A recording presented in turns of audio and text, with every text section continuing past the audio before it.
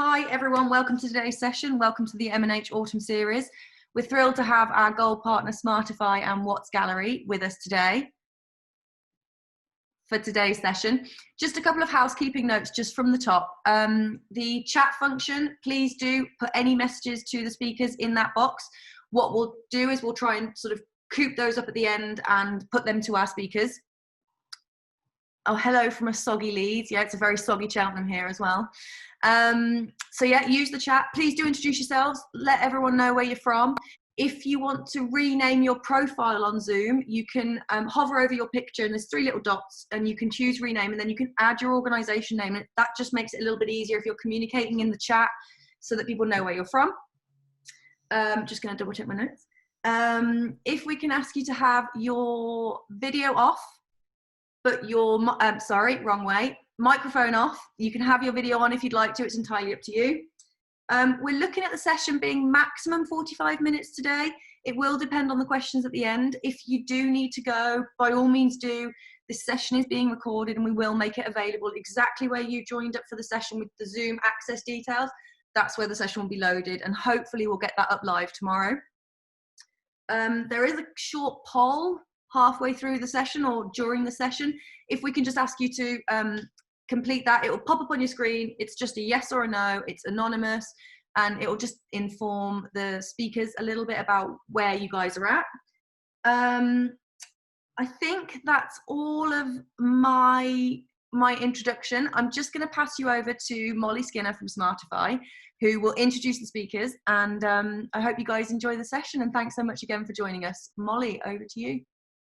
Thank you for introducing us, Sarah. I'm just going to quickly launch the presentation. Okay, thank you everyone for joining us. We're going to be talking about the experience of creating digital content at home during closures, some tips for making short engaging audio, and then, as Sarah said, ending with a quick Q&A. If you have any questions, leave them in the chat, and that's all we'll be pulling from at the end. We're joined by Dr. Stacey Clapperton, who is Assistant Curator at Watts Gallery Artist Village in Surrey. During closures, Watts Gallery created a series of unique audio tours and experiences on the Smartify app, and Stacey will be taking us through that process. Smartify is the world's most downloaded museum app and online platform, hosting arts and culture content from all over the world. Alongside displaying venue collections, digital exhibition labels and information, museums can also create and release audio guides. Joining us from Smartify is co-founder and director of partnerships, Anna Lowe, who will be giving us their perspective on creating content that works both in the museum setting and at home. Stacey, if you could start by quickly introducing yourself. Yes, hello everyone. As Molly said, I'm Stacey. I am the Assistant Curator based within the Curatorial department at Watts Gallery Artist Village. For those of you that may be less familiar with us, the gallery was originally founded in 1904. It was the only gallery in the UK at the time devoted to a single artist, the artist who is considered to be the greatest British painter of the Victorian era, George Frederick Watts. And today the Artist Village also celebrates the life and work of his wife, the artist and designer, Mary Watts. Great, Anna, if you could do the same for Smartify.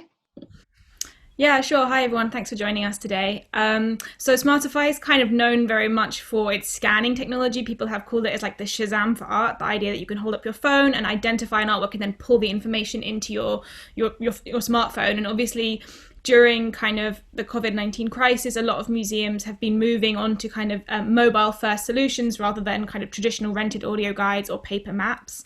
But even more than that, what we saw is a kind of trend towards people accessing those audio guides and tours from home.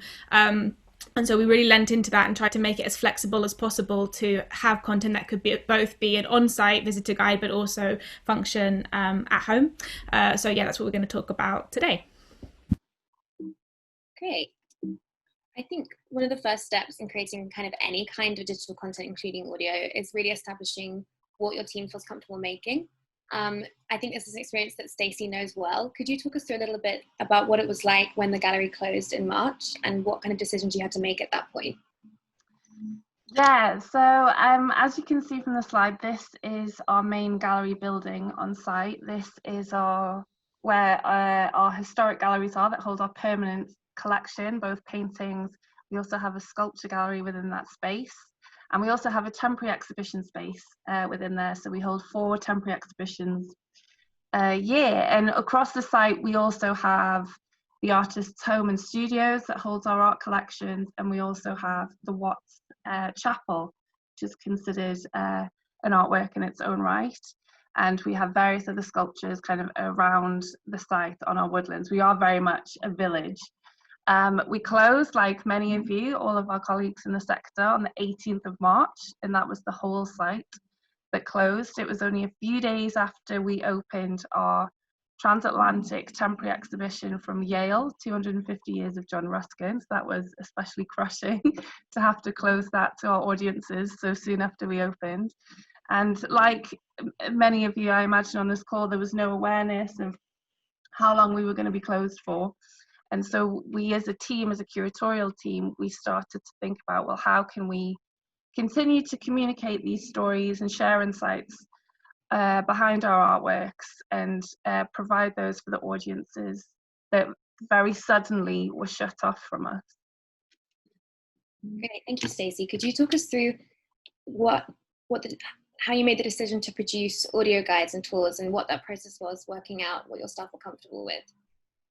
Yeah, so the idea to focus on audio tours was based around thinking of what kind of digital content could people enjoy and access from home, but also what we as a team were able to create from our own homes as well. We very quickly became an international team. After lockdown, one colleague returned to Canada for lockdown, another went to Sweden. I'm based in the city, whereas the other members of the team were in the village. So we were very shut off and cut off from each other. At Watts, we had at the time no budget at all. We had no technological support. We don't have a dedicated AV department or a digital team. And so it was very much, up to us to come up with something that we found that we could achieve from home and with our existing skill sets. And so working within the team, we are a fairly small team, but we decided to play to our strengths, really. We didn't want to reinvent the wheel at all. We have very different roles within the team. So as we have our curators who are used to giving picture talks or tours to the public as part of our daily and our weekly jobs, there's also members of the team who don't have that public facing role. So we have a painting conservator and a preventative conservator. We also have one member of the team who has been with us for 40 years, whereas another member had only been there a number of weeks. So we really wanted to play to all of our strengths, all these different backgrounds, and really communicate the variety of perspectives that we have when we interact and when we engage and when we use the collections as part of our daily work, really. Yeah, and I know one of the tours you created, the What's at Home tour, was a very different kind of audio tour. I think it's fair to say it's actually more like a podcast with updating episodes. What was it like making that, and how did you find that experience? So on a practical level, the way we approached it is we started with just picking our favorite artworks from the collection, in the belief that if you're enthusiastic and passionate about what you're talking about, that will come through in your voice, because it is only your voice that you have to communicate with, and hopefully that would translate into the audio. In doing that, we also gave ourselves the freedom to not be restrained by the physical gallery space, so we could pick things that were in stores, which, as every other museum, the majority of our collection is in stores. And on a practical level, it was kind of navigating our spaces at home. We all have very different setups, whether it's in a house share, some of us have very young children. So that's where the title of the talk came from today. One member did hide under her stairs to get away from her children to try and find a quiet place to work. Others were making, makeshift audio booths with duvets. A tip that I actually learned the other day is to surround yourself with soft furnishing. So if you all stand near your closed curtains, it gives a more universal sound, which is a really useful tip. And then, we were fortunate enough, we all had access to a smartphone. We all just used the basic voice recorder app that comes with the phone. So they're free, but they're certainly not basic in terms of the quality of the audio that can be created. All just lying our phones on a hard flat surface, or our desks, or our, kitchen bench, or whatever it was, and all standing an equal distance away from the microphone, so within 2 or 3 feet we found worked best. And yeah, we launched initially on the 6th of April, so a few weeks after we shut, initially with 20 individual stops. But like you say, we approached it more from a podcast point of view. We definitely didn't want to just create something and leave it up there as a static tour. We wanted it to evolve. We wanted to experiment with the kinds of artwork and the kinds of content we were producing. And this really came about from, it was very, it was talked about in the press and everything at the start of lockdown, people feeling very isolated and shut off from people, from communities, from art galleries, which are so important to them. And so we adopted a conversational approach. We decided that fairly early on. So in the clip that you'll hear in a moment, we all speak in the first person.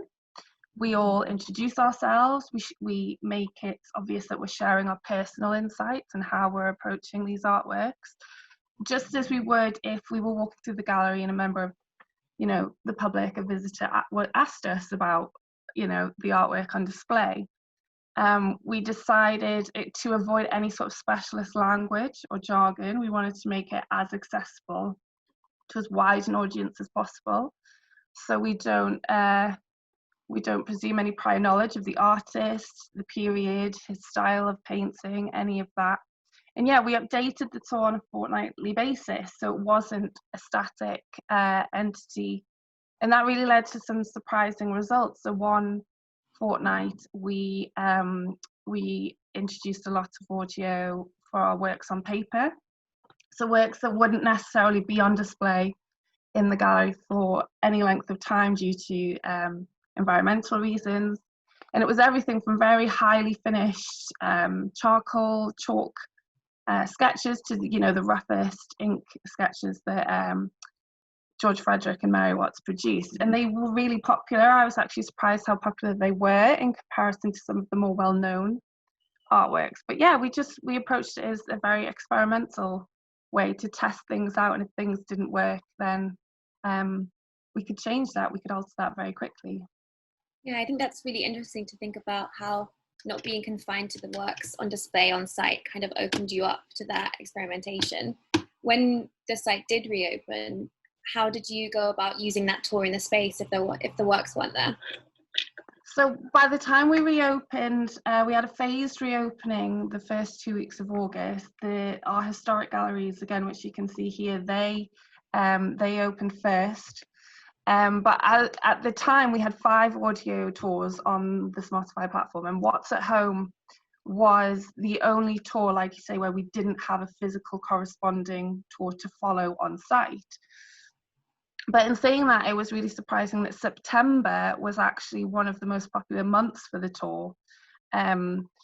Between April and the end of October, the tour itself has been played almost 5,000 times, which again, considering there isn't a physical tour for you to follow, we were very pleasantly surprised by that. But I think it just shows that there's, and especially now that we've just gone through another lockdown, there's still this appetite to engage and to access this information from home, whether people don't feel comfortable enough to come and visit us yet, or whether they are just too far away. We had an international reach as well, which was a pleasant surprise. But yeah, people are just continuing to engage with it, which is lovely to see. That's really wonderful. So the What's at Home tool was released on the Smartify app. And in a minute, we're just going to watch a short video which shows what it looks like on the app and listen to one of the audio clips that they produced. I think it's a really good example of the tool because it's personal and evocative and really shows the kind of high quality audio and guide content you can make quite easily at home. So this is the kind of tour player on Smartify with the stops. So these were the stops that were rotated every few weeks with Watts. A lover of nature, Watts' Surrey woodland, End of Day, for me speaks of the pure delight the artist took in his surroundings here in Surrey. As curator of landscape, my work revolves around the research and interpretation of the grounds and buildings here at Watts Gallery Artists Village. This is a unique position within the curatorial team, and it has given me the opportunity to research George Frederick Watts, his wife Mary Watts, and their life in Surrey, and the impact they made on their community and the surrounding landscape. So too have I learned something about the effect of the landscape on them as artists and as a couple. In clearing the land around their new home, Mary wished to cut down some of the trees to invite more light in and to create new gardens. George, on the other hand, revealed his passion for nature by preferring to leave as many trees as possible, expressing a desire on one occasion to give even a partially uprooted tree a chance for life. Of the several Surrey landscapes painted by Watts, Surrey Woodland, End of Day, is one of my favorites. The rosy tones of the clouds wrap one in the warmth of a summer evening. The dimming of the foreground, the trees with the barest whisper of deep green, settle into the darkness of night, providing a whole new waking world for nocturnal animals. And the far distant creamy light left by the setting sun marks the end of day with the promise of its inevitable and glorious return. The next time you come to visit us at Watts, I invite you to pause on the hilltop at Limner's Lease, peep through the trees, and drink in the views that have changed very little since the artist painted his Surrey landscapes. So there you had, sorry, one second.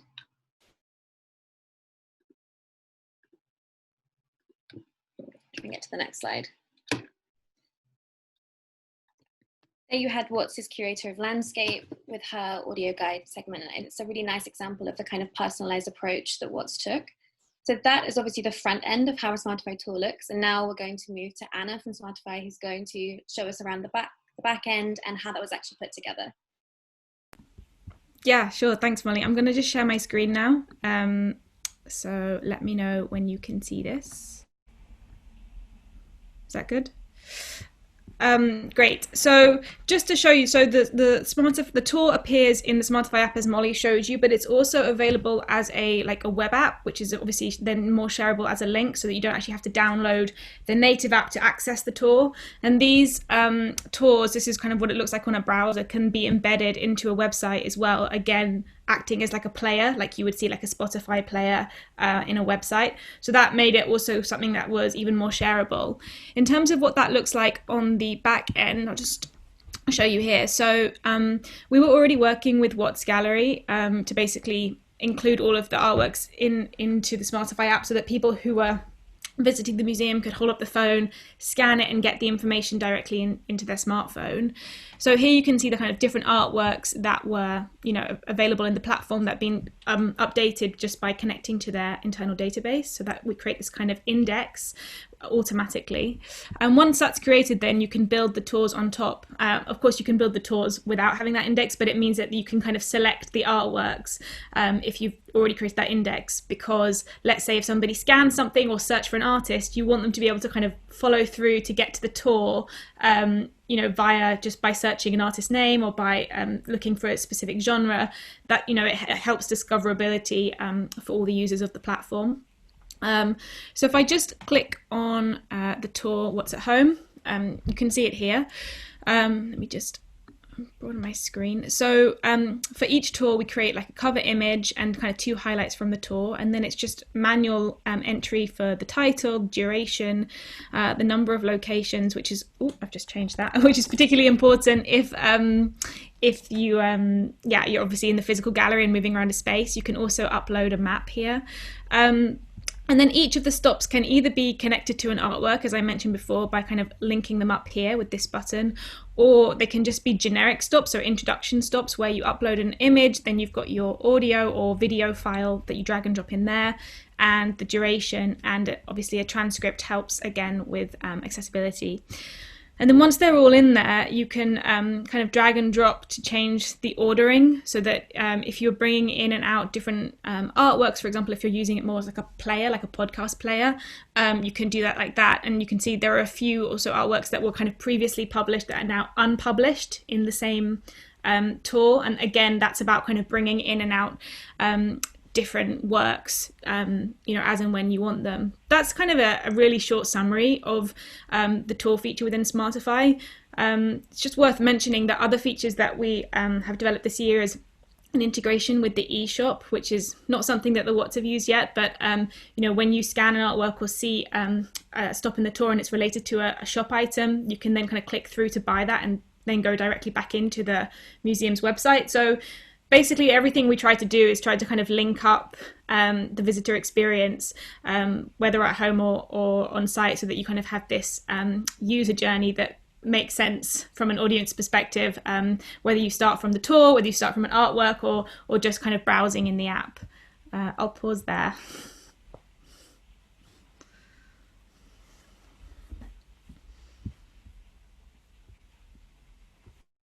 I think you're on mute, Molly.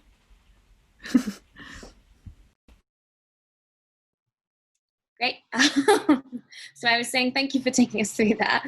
I think it's really interesting to think about the ways that content can be reframed, especially with Watts' findings that a tool made to listen to at home was really successful on site. But could you talk us through what a collection would need to put together a tool like this?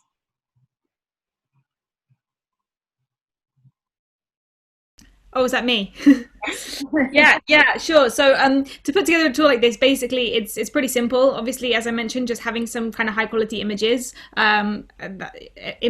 Images are kind of how people search through Smartify, and obviously it leads to a lot more kind of engagement. Then, as Stacey said, just your own smartphone really is all you need to record audio and to edit that down. Video as well. I mean, we've had people creating really effective video tours and kind of that you can access at home as well, and they've been quite successful as well. But I think if you're looking for something that you want to function both in the physical space, so it has that kind of longevity, audio is probably the most effective. And some research that we actually did with the University of Surrey on this tours actually showed us that people really find the kind of the sounds of the gallery very effective as well, and kind of get that feeling of being in the space, especially if they're at home. So if you are able to kind of go back into the space and get that kind of echoey feeling, I think that only adds to the sense of having that audio at home. Yeah, I think that's really interesting to think about, taking that gallery space quite literally through audio into your home. Stacey, I was wondering if you could tell us what the kind of key lessons learned were for this process. I guess key lessons that we learned a lot just by having a go. It wasn't anything that we had done before, so we approached it as, it was always going to be a bit of trial and error. We could test things out. If they didn't work, then that was fine. We'd try something else. At the beginning, and I know that a question has come through about this, we were creating quite long audio clips around the 4-minute mark, and we found when we got the initial data reports back that people weren't listening all the way through or completing a clip. Which is, human nature. You're never going to be able to force people to listen to everything you've said. But then we experimented with different lengths. So then we created some really short, around the 1-minute mark. And we found that really improved the engagement levels. And also just the more we were doing it, the more confident and comfortable we became with doing it. One of my colleagues at the start, she said the idea of having to listen to her own voice recorded and played back to her was like a special kind of hell, but you kind of just get over it. We just went in and had a bit of a go, really. Yeah, I think this year everyone's had to get quite used to seeing and hearing themselves, especially on talks like this. Anna, I was wondering if you had any idea of what the key was to creating any kind of audio guide or digital content. For me, I think it's about flexibility and also the ability for the content to live on in multiple different platforms and kind of beyond just a kind of COVID scenario. I think, previously to this, a lot of museums would have thought of like the creation of audio guides as something that you really need to have kind of very expensive setup and professional systems and the kind of more traditional audio guide companies that exist. But I think there's so many tools now within our own smartphones for creating content, and you want it to obviously live on beyond just and in Smartify we try to make sure that everything is shareable outside of the app in different links in different places and embeddable in different places. So I think that's the kind of the key thing. I noticed one of the questions in the chat was about kind of languages and making them available in multiple languages. That's something actually that Watts haven't done, but other museums that we work with as well have done that and done it really well. The Smartify app actually functions in every language. So when you first download the app, you are kind of encouraged to choose your language, and then all of the interface and the buttons are translated. But obviously, if we don't have content from that museum, it will default to the languages that we do have. So if you're a Spanish speaker, the buttons and everything will be Spanish, but then it will the content might be in English if we don't have Spanish content. But in the dashboard, again, you can kind of input that in multiple languages for every tour in there. And for us, it's really important, obviously, not just for kind of accessibility with languages, but also with people who have like low vision. If you touch the text, you can have the text kind of read out to you with screen readers. So again, just making sure that whenever you're working in like with digital products, and whether it's mobile or web, if you can try and make sure that it will kind of take advantage of the existing capabilities of the phone hardware. So if it's an Apple device, it will usually do like have screen readers and things like that. It's really important to kind of factor that in. Great, thank you. I'm just going to launch a poll in the chat about whether anyone here has visited a museum or gallery online before. So it'll be live now. And then Stacey and Anna, if you could give us your top tip for creating audio content from home, and then we'll move on to the Q&A. Yeah, I think my top tip, kind of just reiterating what I've already said, just have a go, try it out. It's the only way kind of to build your confidence creating this sort of content, and just have some belief really that people are interested in what you have to say, and whether you take the approach that we did where we're showcasing the voices of our staff and our volunteers, or whether you have an overarching voice of your institution, that this year especially there is an appetite for people to continue to engage with this content, whether they're at home or in the gallery. Great, thank you, Stacey. And Anna, I don't know if you had a top tip as well. I think it's just what I've already said, to be honest, in terms of just making sure that it's flexible, basically, that you can reuse it both from at home and on site, because that's how you're going to get the most kind of traffic and make sure that what you're creating is actually, it's kind of return on investment for the time that you take. Great, thank you. I'm just going to open the chat and see if we've got any questions. If you do have any questions, just leave them in the chat and we'll launch them now. Really interesting to see that 50% of people, or I think it's just changed, have visited online before. Okay, 1 second.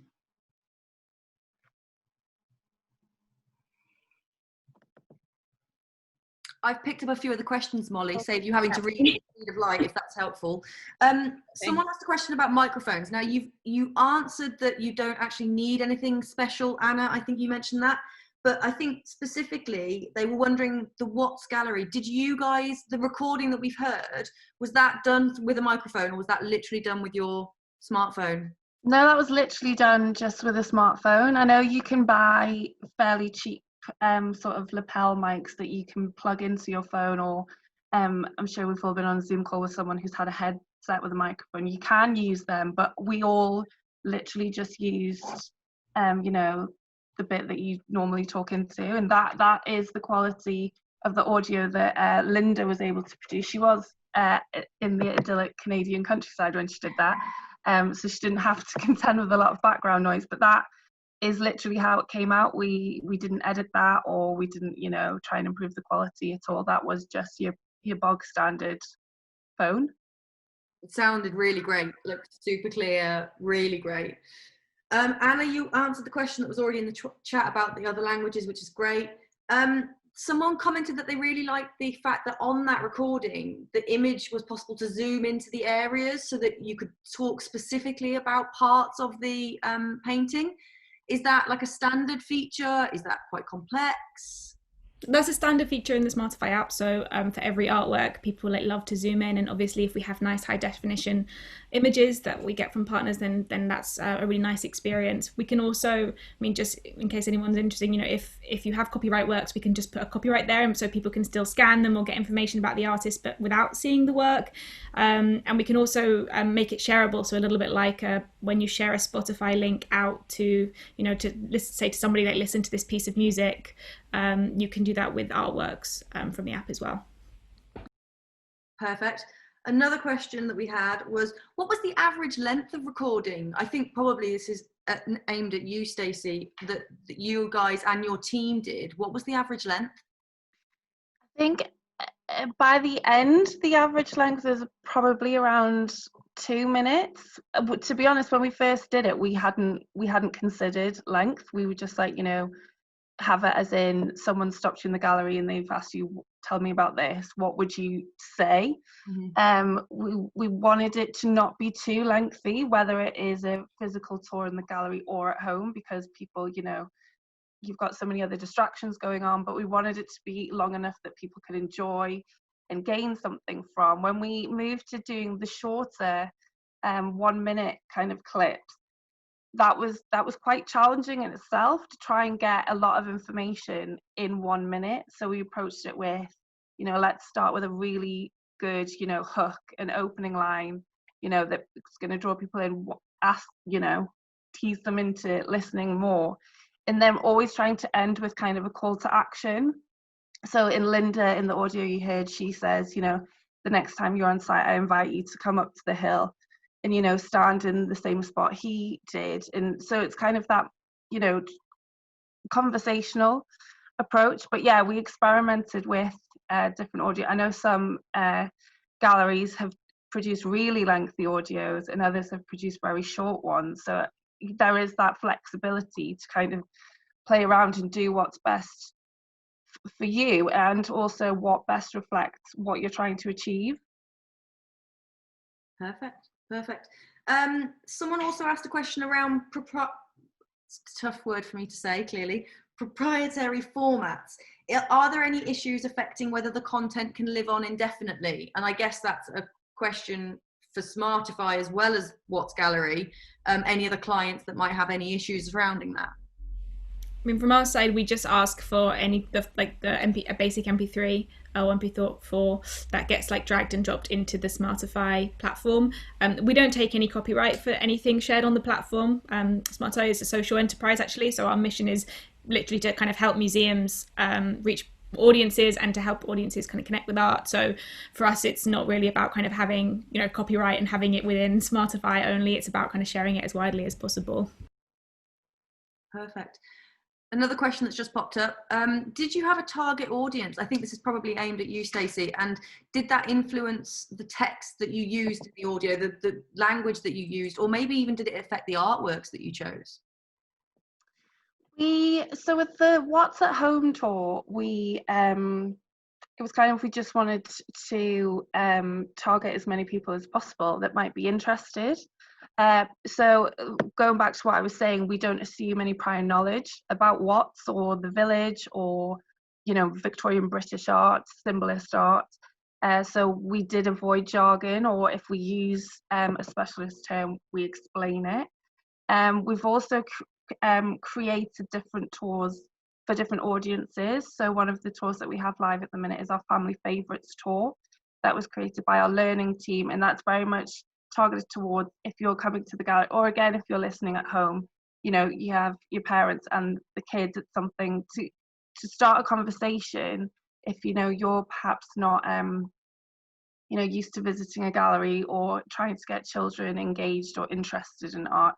So we have sort of catered different tours to different audiences, but it was really great to just see again when we got the data back that we had an international audience. We had people listening in Australia and around Europe that wouldn't necessarily be able to come and visit us, especially not now.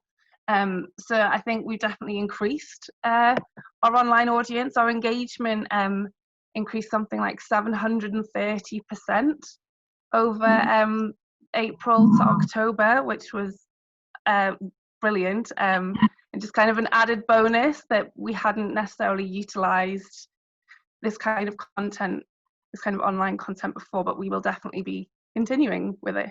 Absolutely. Another question that came in, probably for Anna and Molly, would the app work as an outdoor tour, i.e. pinpointing buildings, places within an audio tour? Yeah, short answer. We work with quite a lot of outdoor, like gardens, sculpture gardens, like art trails, National Trust properties. So yeah, it can identify objects as well as artworks, and as long as it's cultural content, we're happy to host it within Smartify. We don't work with kind of like theme parks or other sorts of visitor attractions. It's kind of for culture and heritage. But yeah. Great. And one more question that's come in. Again, I think this is probably aimed at you, Stacey, but Anna and Molly, you might know different clients working in different ways. What is your method for working when writing up the text? Do you write it, then ask for feedback from a colleague, or do you think of it on the spot as you're recording? I think that will probably just help people to figure out the sort of process that they take if they go down this route. Yeah, so the approach that we took at Watts was I was kind of the lead on it, and then I initially just asked, the team, can you just send me a short script? And then we would kind of bounce ideas back and forwards with each other. That's when we, would highlight, people might not know what that term means. You need to either explain it, or can you provide an alternative, more accessible word? That's when we came up with things like, your opening sentence. We kind of approach it in a similar way that we approach writing interpretation panels. So, your opening sentence, we try to keep it below, I think, 16 words, because that makes it more short. That makes it shorter. That gives it more of an impact. And then, we would record them. And then, some people might be like, oh, actually, that doesn't sound natural. That's not how I would say it. So the emphasis is very much on, don't make it sound too forced or formal. It needs to sound like we are speaking as we would talk about it. But some people, one colleague just found it easier to just say it, off the cuff. She knew what she was talking about, and she was more comfortable with that. So I think it's, if you're happy as a team to choose one approach and it works for you, then absolutely. But, it's just experimenting really and seeing what works best for you, especially when we're all working remotely from one another. Yeah, brilliant. Thank you for that. I'm just double checking the chat now. I can't see any more questions in there. Molly, can you see any more questions that I've missed? Just one about are the team happy for the audio to be used and shared by others on social media, and if there's any copyright on the audio? If that's at Stacey, right, for the recording? Yeah, I think we were all happy for it to be shared. It wasn't something that came up, but we knew what we were creating it for, and that it would be shareable. So our team were happy for that to happen. Obviously, if you had someone that wouldn't be, then we certainly wouldn't force them to put their voice out there. But as a Watts team, we were all comfortable for that. Just to say, like, from the Smartify platform perspective, you can't download the audio, like the MP3 file, into your like Apple Music or whatever. Like it's kind of hidden in the app and kind of locked in there. So like the artworks as well. So although you can share the files and share like the audio, you can't kind of download it in out of that. So if that helps as well. Perfect. I think you guys have answered all of the questions. I'm just gonna pop my email address up here, sarah@museumsandheritage.com. If you have any questions that we haven't answered, please do send them in and I can put them to the Smartify team. As I said, this session is being recorded and we will put that recording up online tomorrow. It will be exactly where you signed up with the access information. We will also export the chat as well, and we will pop that up so that you've got all the information and all the questions asked during this session. I would like to take this opportunity to thank Anna and Molly from Smartify, and also Stacey from Watts Gallery. Thank you so much for being here today and sharing this with us. The Autumn Series has been a fantastic opportunity for us to share the wealth of knowledge in this sector and share it for free. So we are so thrilled to be able to do that. And thank you again for joining us today.